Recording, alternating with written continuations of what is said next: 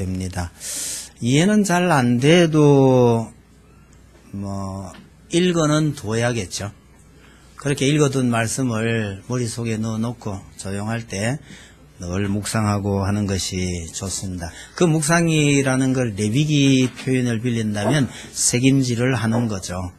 그래서 이해는 안 되더라도 읽어두고 또 이해 안 되는 부분은 자주 새김질을 하고 그렇게 하는 것이 좋을 듯 합니다.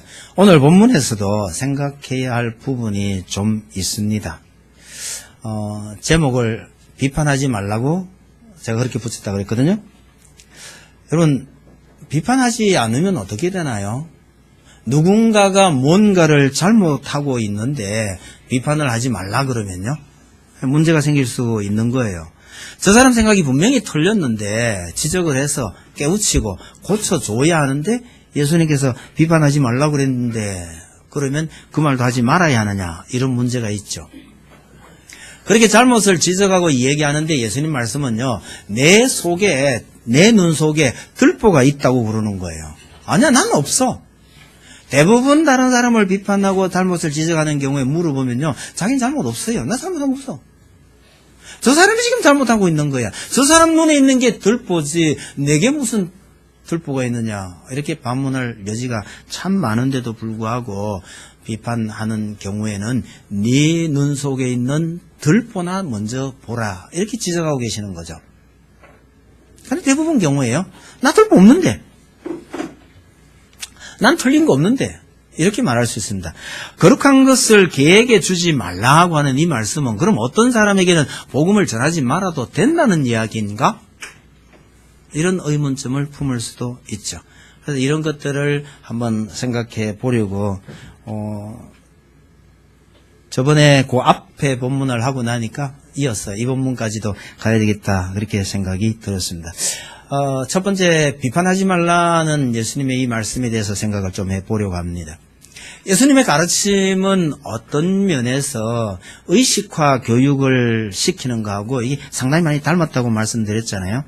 하나님의 백성으로서 어떻게 살아야 할 것인지를 잘 생각해 보라는 것이 예수님의 가르침인데, 여러분, 사람이 생각을 자꾸 하게 되면요, 이 비판력이 생길 수밖에 없습니다. 무엇이 옳고 그른지 판단하는 것은 너무나 당연한 일이고 반드시 또 그렇게 해야 합니다. 만약에 우리에게 이런 판단력이 없다면 우리가 짐승하고 다를 바가 뭐냐는 거죠. 스스로 생각하고 자기가 결정하고 또 판단해서 결정하고 행동해야 되는 거, 그게 우리에게 주어진 임무이죠. 근데 스스로 생각하는 것 전혀 없이 주어진 명령에만 복종한다면 이건 로봇이지 사람이 아닙니다. 비판하지 말라고 하시는 이 예수님께서도 사실은 비판을 많이 하셨단 말이에요. 3절에 나오는 어찌하여 형제의 눈 속에 있는 티는 보고 내 눈 속에 있는 들보는 깨닫지 못하느냐, 이 비판입니다. 예수님 당시에 외식하는 서기관들과 바리새인들에게요, 독사의 새끼라고 하면서 혹독한 비판을 예수님께서 하셨거든요. 예수님만 그랬습니까?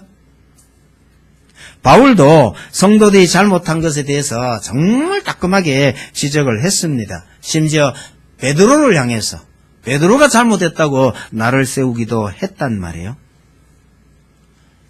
최근에 우리가 읽은 고린도전서를 보면요, 초대교회 시절에는 누가 설교를 하더라도 저것이 하나님의 말씀인지 아닌지를 분별할 수 있는 능력을 특히 중요한 일이라고 말을 했습니다.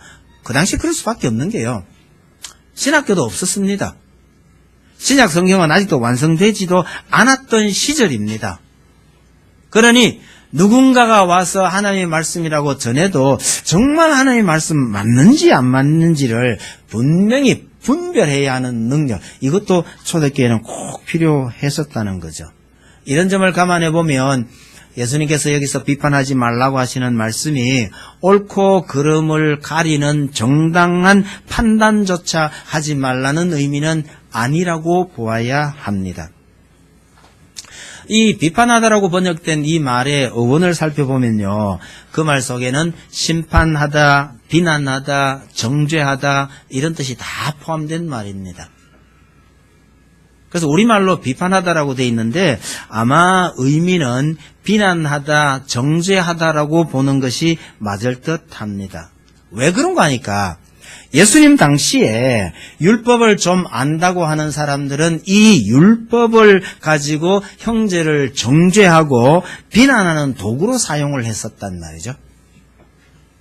하나님의 율법을 하나님의 은혜가 아니라 사람들을 얽어매는 밧줄로 사용을 해버렸다는 거예요.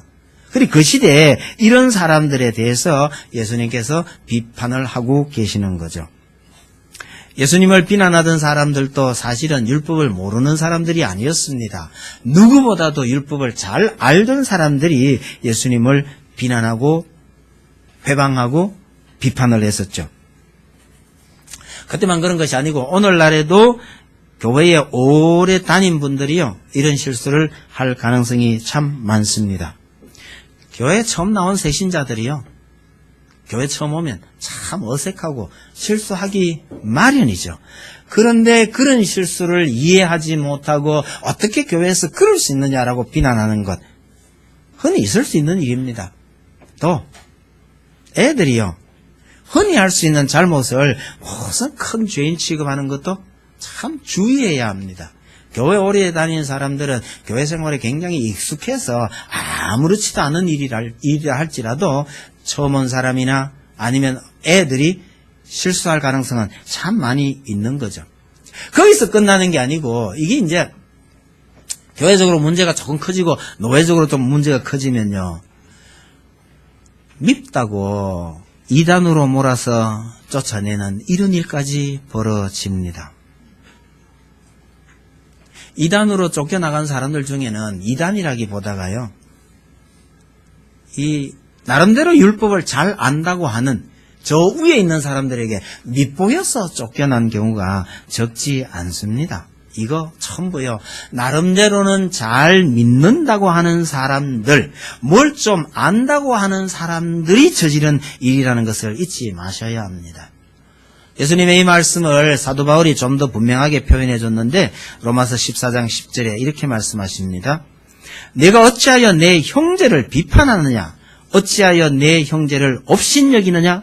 우리가 다 하나님의 심판대 앞에 서리라. 이렇게 말합니다. 여기서 왜 형제를 비판하느냐? 이 비판의 의미를 사도 바울이 뭐라고 쓰고 있느냐 하면 형제를 업신여기는 것과 동등한 의미로 쓰고 있다는 거예요. 예수님의 여기 표현도 다르지 않다고 저는 생각을 합니다. 여러분 우리가 율법을 잘 알아서 정말 말씀대로 잘 살아야 되겠다고 마음먹는 것 굉장히 귀한 것이죠. 그런데 그 율법을요 자신에게 적용시키면 이게 참 은혜가 되는데 자신이 아닌 다른 사람을 향해서 자꾸 이 율법을 들이댈 때 이 율법은 경우에 따라서 비수가 되는 겁니다. 오른팔이 범죄하거든 잘라버려라. 파란 쪽 없이 천국 가는 게 낫다고 말씀하셨잖아요. 이 말을 문자 그대로 듣고 자기 팔 자르면 이것도 잘못입니다. 여러분 예수님께서 우리는 성경을 말씀대로 믿는다고 해가지고 말씀대로 자기 팔 자르고 말씀대로 눈알 빼고 이러다가는요 뭐 남겠어요? 아무것도 안 남습니다. 예수님께서도 때로는 그런 과장법을 쓰셨다라는 것을 기억하고 그 그대로 적용하면 안 됩니다. 자기 자신에게도 그렇게 해서는 안 되겠지만 여러분 이 말씀을 들고 다른 사람을 쫓아다니면 어떻게 돼요?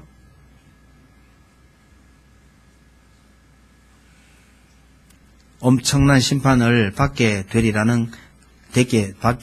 거란 얘기죠. 여러분, 이런 말씀을 드리면, 과거에 우리 교단이 좀 그랬습니다. 우리 교단이요, 정말 말씀대로 살려고 피난 노력을 했던 교단입니다. 그러다 보니 옳고 그른 것, 말씀에 위배되는지 안 되는지 이런 데 굉장히 예민한 거예요. 말씀에 위배되는 것을 도저히 눈 감을 수 없는 교단이 우리 교단이었습니다. 그러다 보니 부작용이 하나 생긴 거예요. 조그마한 잘못도요, 어떤 사람의 눈꼽만한 잘못도 이게 용서를 안 하는 겁니다. 이게 일종의 부작용입니다. 그러다 보니 우리 교단에서 쫓겨나간 사람들이 참 많았습니다. 결과적으로 무슨 말이 생겼느냐면요, 우리 한국 교계에 좀 이런 표현 쓰면 좀 이상하지만 한국 교회의 좀 큰 인물 중에는요, 고신교단 출신이 많아요. 이 말을 기분 좋게 들으시면 안 됩니다. 그 사람들이 고신교단이다 이러면 좋은데 그 사람들이요, 고신교단 출신이라는 거예요. 이게 왜 출신이라는 말이 붙습니까? 원래는 고신교단 사람이었는데 우리 교단에서 그 사람들의 작은 잘못을 용서하지 못한 때 다 잘라버렸단 말이야. 그러니까 결국은요, 다른 교단 간 거예요. 다른 교단에 가서 거기서 이게 큰 인물이 돼버린 겁니다. 그런 분 중에 한 분이요, 다른 교단 어느 신학대학 원장이 되셨는데, 이분이 우리 고려신학대학 원장 선생님을 보고 뭐라 하느냐면요, 그 목사님 밑에 신학 교수가 몇 명이나 됩니까? 얼마 안 돼요. 뭐 한 10손가락이면 다 꼽혀집니다. 자기 밑에는 신학자가요, 그 10배도 넘습니다. 이렇게 하고 있거든요. 실제로 그래요. 이런 예는 한국 교단에 참 그런 대로 큰 인물이 된 사람이 참 많은데요, 상당히 많은 사람들이 원래 고신교단 사람이었다는 거예요. 그래서 나온 이상한 말이요, 큰 인물이 되려면 어릴 때는 고신교단에서 자라서 나이가 들면, 어른이 되면 다른 교단으로 가야 된다, 뭐 이런 말까지 나온 거예요. 그 말을 뒤집어서 생각하면 고신교단에서는요, 사람이 조금만 튀어도 이걸 자꾸 눌러버리고 잘라버리고 이러니까 사람이 그렇게 크지 못했다라는 말이 되는 겁니다.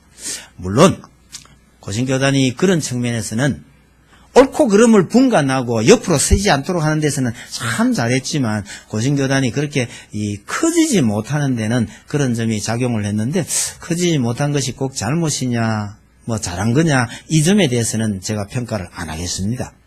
문제는 사람을 그렇게 키우기보다가 그 틀에 맞추는 이 일을 우리가 너무 잘했는데 이게 어떻게 본다면 좀 부작용이다, 그런 생각이 든다는 거죠.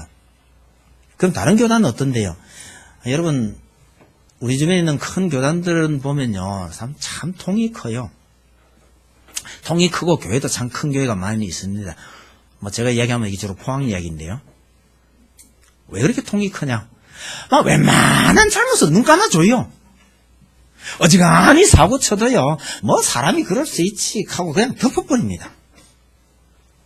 이것이 하나님 앞에서 바른 태도인지는 자신이 없는 문제이긴 한데, 그것도 문제는 많은데, 우리는 우리 스스로 참 조심해야 될 것이, 정말 말씀대로 잘 살아보겠다고 율법에 대해서, 말씀에 대해서 잘 아는데 이런 잘못이 있을 수 있다라는 것을 염두에 두시면 좋을 듯합니다. 그래서 지적해야 할 잘못은 지적하되 그 방법 면에 있어서는 정말 사랑과 용서의 마음이 없으면 안 된다, 이런 걸 기억을 하면 좋을 듯해요. 가장 대표적인 예가 가나마다 잡혀온 어느 여인의 이야기를 대하는 군중들의 태도와 예수님의 말씀이 아닐까, 그렇게 생각해요. 그 군중들요, 자기는 전혀 보지 않습니다. 자기가 어떤 죄를 짓고 자기는 얼마나 잘못했는지 전혀 안 보고요, 저 잡혀온 여자만 쳐다보면서 돌로 치려고 하고 있었죠. 이런 태도가 굉장히 위험하다는 겁니다. 반면에 예수님의 태도는요, 이 여인은 무조건 잘했다가 아닙니다. 잘못한 것도 분명히 알지만 나도 너를 정죄하지 않겠다라고 하시는 예수님의 이 태도를 우리가 봐둘 필요가 있는 거죠. 결국 예수님께서 비판하지 말라고 하시는 이 말씀은요, 이해심이나 동정심이 전혀 없이 형제를 형제로 여기지 않고 정죄하고 비난하는 이 태도를 고치라 하는 뜻으로 이해가 됩니다. 심판은 하나님께 맡기고 그는 내 비판의 대상이 아니라 형제라는 것을 잊지 말라고 하는 겁니다. 여러분, 이게 얼마나 참 우리에게 쉽지 않은지 모르지만 지난주에 들은 이야기 중에는요, 나름대로 말씀대로 산다는 것이 결과적으로 교회를 어지럽히고 흔들어버리는 이런 이야기가 지난주에 제가 하나 들었습니다. 어떤 교회 교인들이요, 한 90% 되는 교인이 다 서명을 해가지고 우리 장로님 물러나게 해주세요, 이래가 청원서를 올렸다는 거예요. 여러분, 말이 그렇지 90% 그래서 청원하기가 쉽지 않습니다. 그랬는데도 불구하고 그 장로님은요, 나는 내가 받은 사명이 이거다 그러고 아직도 계속 버티고 있다는 거예요. 교회가 엉망이 되는 거죠. 내 사명이 이거고 이건 내가 할 일이라고 생각이 되면 그것을 어떻게든지 잘 감당해낼 수 있는 방법 문제를 다시 생각해 봐야 한다는 겁니다. 그러니까 옳고 그름을 판단하고 평가하는 일과 그것을 바탕으로 해서 형제를 어떻게 대할 것인지는 이게 별개의 문제라는 거죠. 여러분, 무엇이 옳고 그른지 분별하는 일은 이건 반드시 해야 하는 일입니다. 반드시 해야 합니다. 그렇게 분별한 다음에 그 분별한 결과를 가지고 뭘 해야 되느냐? 어떻게 어떻게 교회를 더 사랑할 수 있는지 고민을 해야 하는 거죠. 여러분, 가족 간에도 이런 생각을 잘 하셔야 됩니다. 가족 간에서도요, 가정에서도 이거 옳다 아니다라는 판단은 분명히 해야 됩니다. 해놓고 보면 할 말이 참 많죠. 할 말이 참 많아져요. 그런데 그 말을 어떻게 할 거냐라는 전제에서 이건 우리 가족이라는 것을 잊지 말아야 합니다. 가족이라는 울타리 내에서 이걸 어떻게 말을 할 건지를 고민을 해야 하는데, 그런 고민 없이 기분 내키는 대로 말을 함부로 해버리면 가족에게 씻을 수 없는 상처를 남기는 거죠. 옛날 우리 조상들, 어른들이 좀 그렇게 했던 것 같습니다. 여러분, 내 말이 맞다 싶어도요, 한 번 더 생각해보고 이걸 어떻게 말을 해야 할지 좀 고민을 해야 된다. 그런 뜻에서 예수님께서 비판하지 말라 하는 이것은 죄에 대한 이야기가 아닙니다. 사실은 바로 그 뒤에 이어지는 들보와 티에 관한 문제입니다. 3절에서 5절이 조금 긴 듯하지만 요약을 해보면요, 자기 눈에 들보를 먼저 보라는 이야기거든요. 자기 눈에 들보를 먼저 보래요. 이 말은 앞에 나오는 형제를 비판하지 말라는 것과 사실은 동일한 내용입니다.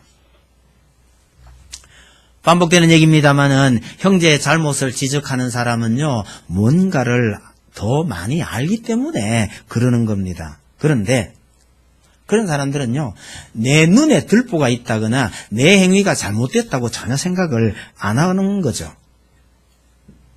여러분, 많이 아는 사람이, 더 아는 사람이 잘못한 사람의 잘못을 지적하는데 왜 그 사람 내 눈에 들보가 있다고 말하는 거죠? 아무리 찾아봐도 없을 때가 많아요. 그런데 예수님의 표현은 이런 겁니다. 형제를 정죄하는 행위가 바로 자기에게 있는 자기 눈 속에 대들보라는 거예요. 형제를 비난하고 정죄하고요, 아까 로마서 표현을 빌린다면요, 형제를 우습게 여기는 것, 이것이 바로 내 눈 속에 있는 대들보라는 거죠.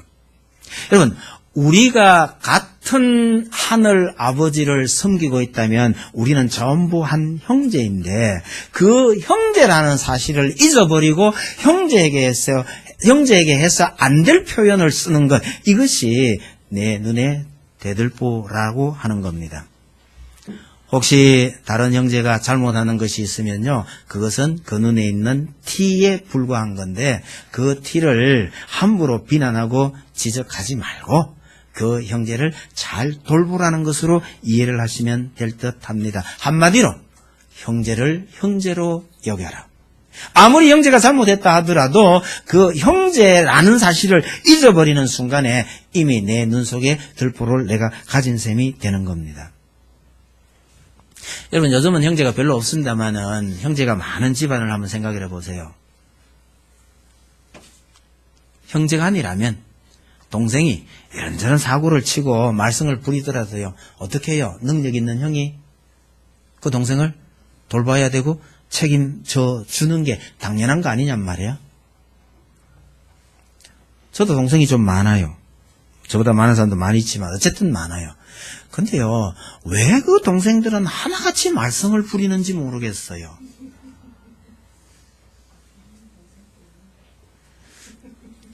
안 그런 동생도 있다면 감사 많이 하십시오. 참 감사한 일입니다.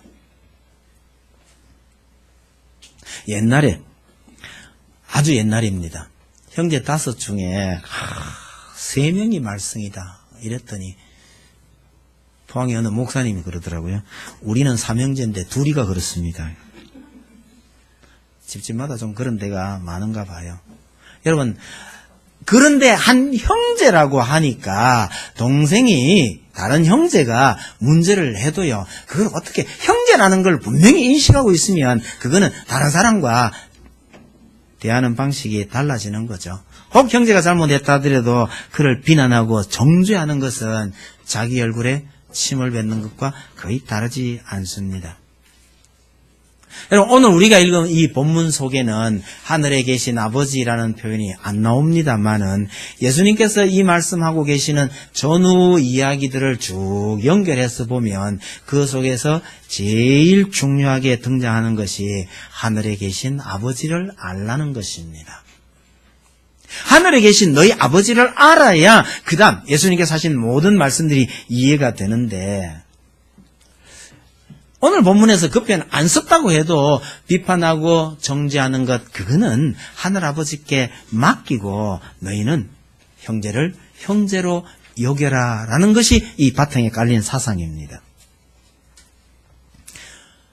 하나님의 자리에 서서 하나님처럼 형제를 판단하고 정죄하는 것, 그게 바로 우리의 들보라고 말씀하고 계시는 거죠. 이 들보가 있는 우리를 다른 표현으로 쓴 것이 5절에 나오는 외식입니다. 발음 잘해야 되겠네요. 우리에게는 외숙이 있기 때문에. 뜻은 아마 전혀 다를 것 같습니다만 외식은요, 상당히 주의해야 되는 단어입니다. 이게 본래 이 외식의 단어는요, 남들에게 보여주기 위해서 이 분장하는 것, 또 다른 말로 하면요, 이 연극 배우를 가리켜서 쓰던 말입니다. 그럼 연극 배우는요, 완전히 다른 사람이 될 수 있잖아요. 사실은 안 믿으면서도 믿는 척 할 수 있는 게 연극 배우잖아요. 외식이라는 말이 그런 뜻입니다. 전혀 하나님을 믿지 않으면서도 하나님 잘 믿는 것처럼 포장할 수 있는 게 그게 외식인데, 너희 눈에 들보가 있다는 것은 바로 그렇게 외식 행위를 하고 있는 거라는 얘기죠. 다시 거꾸로 돌아가면요, 형제를 비난하고 비판하고 하는 것은 엄밀히 말해서 외식하는 행동이다. 다른 말로 해서요, 하나님을 전혀 안 믿는 것이나 마찬가지다, 이런 뜻이 되어버리는 겁니다. 그러니까 비판하지 말라는 예수님의 말씀을 우리가 기억을 하고 있으면요, 형제의 잘못에 대해서 혹은 우리 가족들의 잘못에 대해서도요, 우리는 조심스럽게 다가갈 수 있을 거라고 생각을 합니다. 그런데 정말 제대로 비판하고 지적해야 할 때가 있다는 것을 예수님께서는 또 보여주십니다. 언제죠? 바로 그 끝에 붙어있는 개나 돼지를 만났을 때입니다. 이 굉장히 험악한 말입니다. 거룩한 것을 개에게 주지 말며, 만약에 개라고 판단이 되면 복음을 전하지 말란 뜻이 되어버리는 거예요, 이게. 이걸 달리 표현하면요, 누가 형제이고 누가 개인지를요, 잘 분별하라는 뜻입니다. 옛날 유대 땅에서는 개가 그렇게 대우를 받지 못했던 것 같아 보여요. 주로 안 좋은 의미로 많이 쓰였거든요. 요즘 우리나라에서는 개가 대우를 잘 받나요? 개가 대우를 엄청 잘 받는 것 같긴 한데 욕할 때는 또 개를 쓰거든요. 약간 좀 헷갈리긴 헷갈려요. 정확한 이유는 잘 모르겠으나 성경에서도 이 거짓 선지자나 배교자를 일컬어서 개라고 부른 적이 많고요. 심지어 유대인들은요, 이방인들을 개로 여겼습니다. 저번에 앞에 본문 설명할 때도 제가 그 말씀 드렸는데요. 유대인들에게 있어서 유대인들이 이방인을요, 너희는 이방인처럼 하지 말라 이렇게 말할 때 그 이방인처럼 하는 거는 우리식으로 말하면 짐승처럼 하지 말라 이런 뜻이라고 제가 말씀드렸는데, 유대인들이 이방인을 개처럼 여겼다. 왜 그러냐 그러니까요. 이게 단순한 멸시 정도가 아닙니다. 하나님과 전혀 상관이 없는 자라는 뜻입니다. 단순하게 멸시하는 의미가 아니라 너희는 하나님과 아무런 상관이 없는 존재다. 그런 의미로 이걸 개라고 불렀기 때문에 여러분 이건 굉장한 욕입니다. 하나님과 상관이 없는 자, 얼핏 들으면요, 뭐 그렇게 험한 욕처럼 안 들리지만은 이스라엘 사람들 생각할 때요, 이게 굉장한 욕입니다. 생각해보면 무서운 욕이고 끔찍한 말인데 그걸 우스개처럼 사용하는 예가 가끔 있어요. 옛날에 유행했던 말 중에요, 지구를 떠나거라 하는 말이 있었죠. 기억하시는 분도 많이 계실 거예요. 그 유행어처럼 쓰였잖아요. 지구를 떠나면 어디 가란 얘기예요? 응? 지구를 떠나면 어디 가요? 화성요. 제주 있거든, 갔다 오십시오. 이거 죽으란 얘기입니다. 죽으라 하면 굉장히 기분 나쁠 수도 있는데요, 지구를 떠나보라 하면 씩씩씩 웃고 있었단 말이에요. 내용 생각을 안 하니까 그런 거죠. 여러분, 하나님과 상관없는 자라고 하는 이 말은 유대인들 생각할 때 정말 끔찍한 욕인데, 너희가 하나님과 상관없는 그런 자인지 아닌지를 분간하라는 뜻입니다. 돼지요? 거의 마찬가지입니다. 불결한 짐승 중에 가장 대표적인 짐승이 있잖아요. 도대체 예수님께서는 누구를 향해서 개나 돼지로 표현했을까요? 그 당시에 복음을 거부할 뿐만 아니라 복음을 회방하던 그 위선적인 당시의 종교 지도자들, 바리새인들과 서기관들에게 그들에게 오히려 복음을 전하지 말라고까지 얘기하고 있는 것이고요. 형제인지 개나 돼지인지를 잘 분간하라고 지금 말씀하고 있는 것이나 마찬가지라는 거죠. 오늘 우리에게는 이런 개나 돼지가 없을까요? 있다고 봐야겠죠? 여러분, 교회를 상대로 사기치는 사람들 많이 있을 수 있습니다. 우리 같이 이런 개척교회를 상대로 사기치는 사람이 있을까요? 교회가 조금 커지고 어디 교회를 옮겨야 할 것 같은데, 그러면 교회를 상대로 부동산 사기를 치는 얘기가 최근에 제가 들은 바 있습니다. 누가 걸려들어요? 순진한 목사가 걸려드는 거죠. 순진한 목사가 아니고요, 그 목사는 그 방면에 있어서 대체로 순진합니다. 다른 말로 잘 모른다는 뜻이죠. 이런 목사를 상대로 사기를 치는 사람이 있더라는 거죠. 그건 덩치가 엄청 큰 겁니다. 한때 유명했던 이단이요, 교회로 들어와가 살금살금 교회 하나를 무너뜨립니다. 그래서 교회를 통째로요, 이단으로 넘겨버리는 이런 일도 있었다는 거예요. 그런데 안 넘어가려면 어떻게 해야 해요? 이게 분별력이 필요한 겁니다. 그러면 목사도 세상을 너무 몰라서는 안 되고요, 교인 여러분들도요, 말씀에 대해서 이런 어떤 분별력을 갖고 있지 않으면요, 이 교회가 어떤 의미에서 사탄의 놀이터가 될 수도 있는 겁니다. 그래서 비판하는 능력이나 분별하는 능력은 대단히 중요하지만 그런 능력이 결과적으로요, 잘못 작용을 해서 형제를 개나 돼지처럼 여기게 되지 않도록 주의하라. 이렇게 이해하시면 이 본문 전체가 잘 연결이 돼 갑니다. 여러분, 형제를 그렇게 잘못 대우하는 경우가 있을까요? 저는 참 자연스러운 현상인데도 참 신기한 것 중에 하나가 뭐냐면, 나하고 별 상관없는 이웃하고는 안 싸우는 사람이 자기하고 가까운 사람은 잘 싸워요. 이상합니까? 밖에 나가면 천사처럼 참 모든 사람에게 천사 소리 듣는 그 착한 사람이요, 집에 와서 가족들에게는요, 천사 아니에요. 제일 제가 들은 말 중에 험한 말은요, 당신은 밖에 나가면 천사요, 집에 들어오면 악마 욕하는 사람. 죄송합니다. 그분도 장로님이셨거든요. 이상하지 않으세요? 나하고 별 관계없는 사람들한테는 그렇게 잘하면서 나하고 참 밀접한 관계에 있는 식구들에게는요, 왜 그게 안 되나요?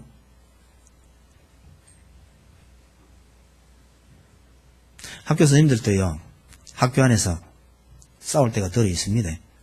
근데 누구하고 싸우는지 아세요? 동과 같은 과목을 맡아 있는 선생님들 관계는 서로 이해관계가 얽혀가지고요, 잘 싸워요.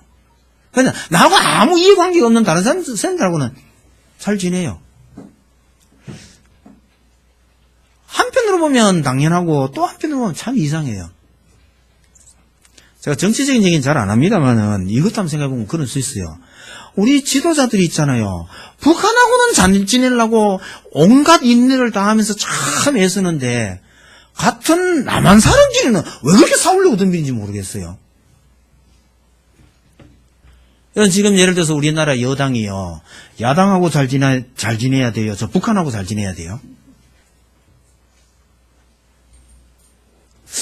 이 사람들이 살면서 이런 일이 생기는구나, 그런 생각이 들어요. 예수님의 이 말씀은요, 너희가 정말 잘 돌보고 신경 써야 될 사람은 너희 형제라는 거예요. 형제. 형제를 함부로 비판하고 이러다 보면요, 형제를 마치 개나 돼지처럼 취급할 수도 있게 된다라는 것을 바탕에 깔고 있는 겁니다. 예수님의 이 내용을, 이 말씀을, 이 부분을 딱 요약을 한다면요, 우리가 한 아버지를 모시고 있잖아. 그러니까 형제를 형제로 여겨라. 우리가 같은 아버지를 모시고 있으니 연약한 형제를 더 잘 돌보되 그 연약한 형제를 해칠 위험이 있는 그런 자들은 잘 분간해 내라. 그렇게 이해하면 좋을 듯 합니다. 이 말씀을 사도 바울이 뭐라고 표현했느냐 하면요, 사도 바울의 표현을 빌리면 이렇습니다. 내 모든 일을 사랑으로 행하라. 내 모든 일을 사랑으로 행하라. 그렇게 말씀하셨어요. 여러분, 우리가 교회를 섬기고 교회를 세우고 교회에서 헌신한다 이렇게 말할 때요, 우리가 수고하면 수고할수록 결과적으로요, 우리 사이에 사랑이 더 깊어져 가야 제대로 교회를 섬기는 겁니다. 우리가 하나님을 섬긴다고 말할 때, 섬긴다는 것은요, 하나님을 향한 우리의 사랑이 점점 자라나는 것을 의미합니다.